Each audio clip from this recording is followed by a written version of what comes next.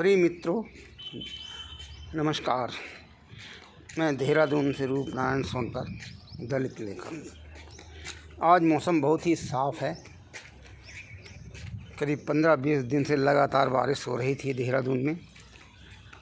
आज सूर्य चमक रहा है, आसमान में बादल नहीं दिखाई पड़ रहे हैं।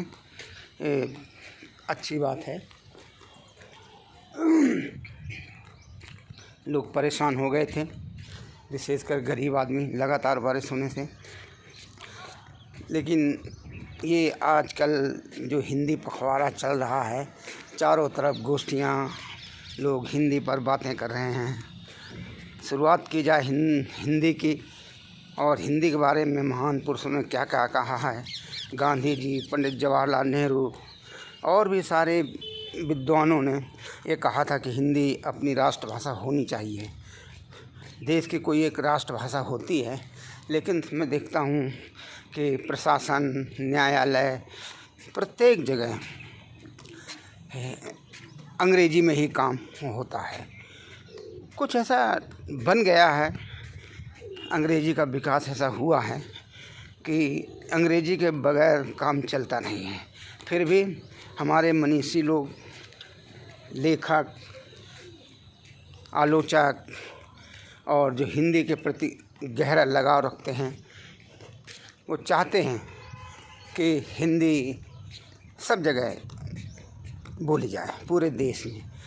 लेकिन इसके लिए बहुत कुछ काम करना होगा, क्योंकि आंचलिक भाषाएं भी हैं जो अपना विशेष महत्व रखती हैं।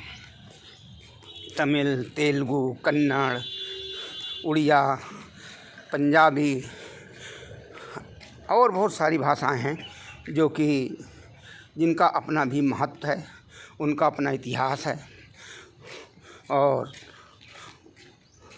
उनकी अपनी धरोहर है।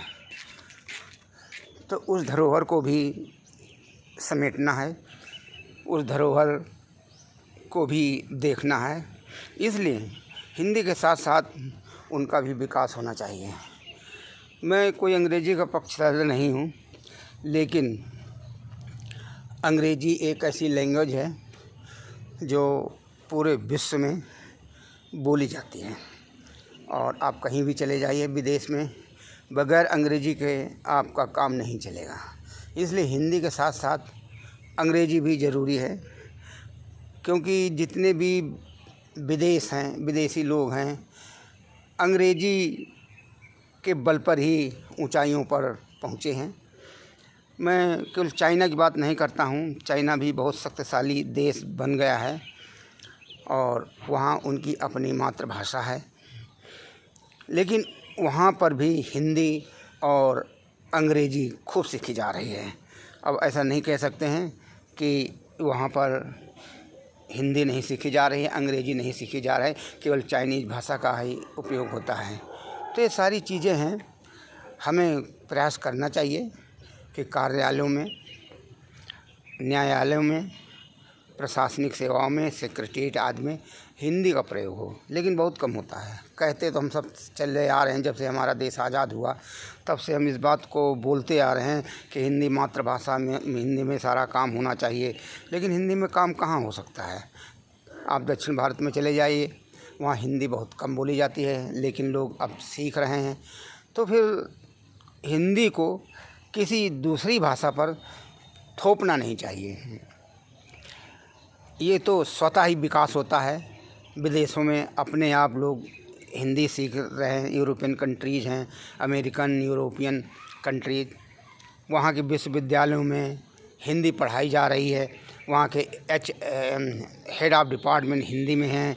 बहुत सारी इन विदेशी यूनिवर्सिटीज़ में हिंदी पढ़ाई जा रही है। तो हिंदी का विकास अपने आप होगा, और क्योंकि हिंदी सबसे ज़्यादा बोली जाने वाली एक भाषा है, क्योंकि हमारे यहाँ की आबादी भी बहुत ज़्यादा है, 135 करोड़।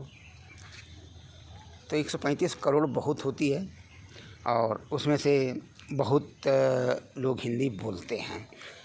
लेकिन आज का युग यह है, वैज्ञानिक युग है।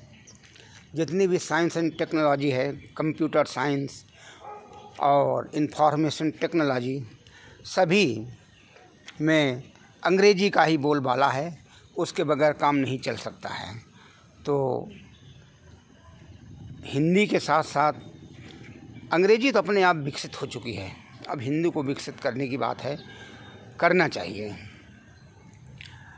हमारे सारे पहले ग्रंथ संस्कृत में लिखे जाते थे। संस्कृत भाषा ऐसी थी कि वो गुरुकुलों तक ही सीमित थी और उसका ज़्यादा संस्कृत का ज़्यादा विकास नहीं हो पाया, केवल ग्रंथ ही ग्रंथ हैं।